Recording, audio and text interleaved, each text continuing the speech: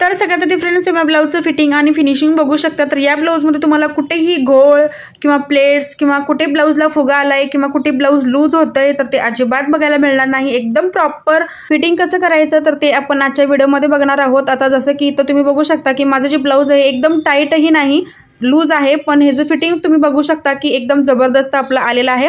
तर आता बऱ्याच वेळेला काय होतं की आपण ब्लाऊज फ्रंट बॅक आणि जे स्लीव्ज आहे आपण व्यवस्थित तयार करतो, पण फिटिंगच्या वेळी आपल्याला भरपूर असे प्रॉब्लेम येतात ज्यामुळे आपलं ब्लाऊज जे आहे ते बिघडू शकतं।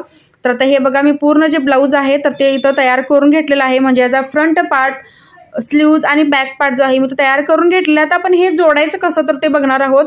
तर तुम्हाला पण फिटिंगच्या वेळी काही प्रॉब्लेम येत असतील तर तुम्ही हा जो व्हिडिओ एकदम शेवटपर्यंत बघायचा आहे। तर आता आपण बॅक पार्ट जो आहे तयार केलेला आहे, आता आपण फ्रंट पार्ट इथे जोडणार आहोत। आता आपण काय करतो, नेहमी डायरेक्ट शोल्डर जोडतो, पण आपण तसं न करता पहिल्यांदा आपण इथं बॉटम बघायचं आहे सेम आहे का, आणि त्याच्यानंतरच म्हणजे शोल्डर आहे तर ते आपण जोडायचं आहे। तर बऱ्याच वेळेला काय होतं आपण डायरेक्ट शोल्डर जोडतो आणि नंतर मग फिटिंगच्या वेळी काय होतं की बॉटम जे आहे आपलं कमी जास्त होतं, म्हणजे खाली जी टीप आपण मारतो फिटिंगची तर ती कापड जे आहे कमी जास्त होतं।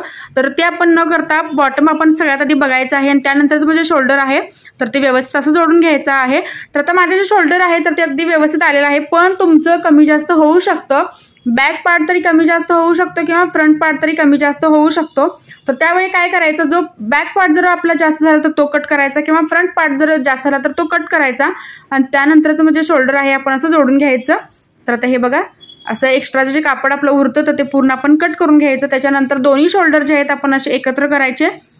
आता हे जे शोल्डर आहे तर ते सुद्धा शिवताना काय होतं की कमी जास्त होतं, म्हणजे एक शोल्डर मोठं आणि एक शोल्डर कमी असं होतं। तर हे दोन्ही शोल्डर आपण असं एकत्र करून दोन्ही सेम करायचं। आता ब्लाऊज आपण उलटं करायचं आहे, ब्लाऊज उलटं करून अर्धा इंचच्या स्पेसवरती आपण याला टीप मारून घ्यायची। पहिल्यांदा आपण ब्लाऊज सरळ बाजूने जोडलं होतं, नंतर आपण हे उलटं करून अर्धा इंचच्या स्पेसवरती आपण याला टीप मारून घ्यायची। त्याच्यानंतर दाबटीप एक द्यायची आहे वरच्या साईडला, कारण काय होतं पायपिंग लावल्यामुळे काय होतं की गोट उचलल्यासारखा दिसतो खांद्यावरती, त्याच्यामुळे ही आपण टीप मारायची आहे। तर ही टीप मारल्यामुळे आपलं जे खांद्याचं जे फिनिशिंग असतं शोल्डर जॉईंटचं तर ते खूप छान येतं। तर हे बघा एकदम कॉर्नरला आपण अशी टीप घ्यायची आहे। तर दोन्ही साईडला आपण हे सेम मेथड करायचे आहे। तर या साईडला सुद्धा आता मी शोल्डर जे आहे अर्धा इंच धरणार आहे, त्याच्यानंतर त्याच्यावरती मी दाबटीप देणार आहे।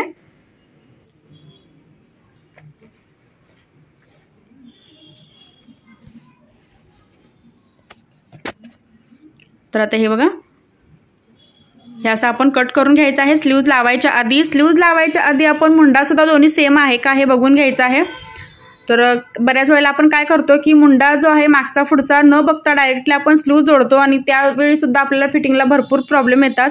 तर यावेळी आपण असं न करता तर आपण काय करायचं आहे की बॉटमला आपण असं सेम करून घ्यायचं, त्याच्यानंतर जे मुंडे आहेत बॅक आणि फ्रंटचे तर ते सेम करायचे आहे। जर तुमचा आता म्हणजे हे सेम आलेलं आहे पण तुमचं कमी जास्त झालं, समजा जर बॅकचा मुंडा जास्त झाला तर तुम्हाला ते दोन्ही सेम करून घ्यायचे आहेत आणि त्याच्यानंतरच मग स्लीव्ज जी आहे तर ती लावून घ्यायची आहे। आता इथं मी घेतलेला आहे स्लीव्जला पहिल्यांदा इथं सेंटरला मी कट्स दिलेला आहे, त्याच्यानंतर आपण फ्रंट आर्म होलचा जो शेप असतो स्लीव्जचा तर तो मी जोडतानाच देत असतो। तर हा बघा मी कट केलेला आहे, आता मी हे स्लीव्ज जी आहे तर ती जोडत आहे।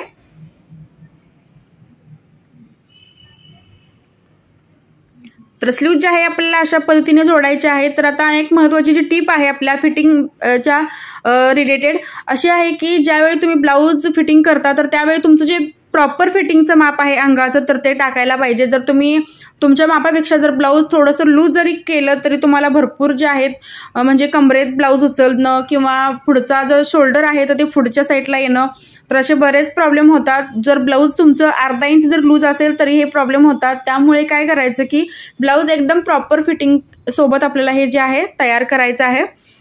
तर मला भरपूर असे कस्टमर सुद्धा येत असतात की आम्हाला थोडं जे ब्लाऊज आहे तर ते लूज हवं किंवा आम्हाला लूज घालायला आवडतं, तर त्यांना ते बरेच प्रॉब्लेम होत असतात की कुठेतरी हे ब्लाऊज आपल्याला काकेत फुगा येतोय किंवा शोल्डर पडतंय, तर हे बरेच प्रॉब्लेम होत असतात। तर त्यावेळी आपण काय करायचं की कस्टमरना आपल्याला सांगायचं आहे की जर लूज ब्लाऊज आपण शिवलं तर ते असे प्रॉब्लेम होतातच। त्यामुळे प्रॉपर फिटिंग सोबत आपल्याला हे जे ब्लाऊज आहे कंप्लीट करायचं आहे, तरच तुमचं जे फिटिंग आहे एकदम आपलं व्यवस्थित येतं।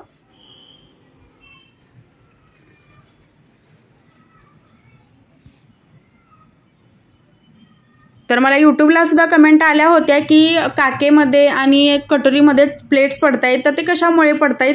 तर एकतर काय होतं की तुम्ही ब्लाऊजची जी फ्रंट पार्टची जर उंची जास्त झाली तर त्यामुळे सुद्धा प्लेट ज्या आहेत त्या पडू शकतात, किंवा ब्लाऊज छातीमध्ये जर लूज असेल तरी त्या प्लेट ज्या आहेत त्या पडू शकतात.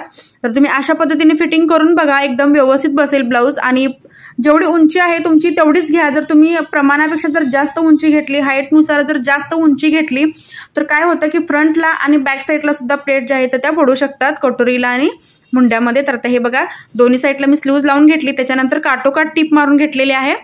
आता काटोकाट मी टीप मारून घेतल्यानंतर ब्लाऊज जे आहे उलटं केलेलं आहे आणि त्याच्यानंतर इथं सुद्धा आपले एक दाबटीप द्यायची आहे.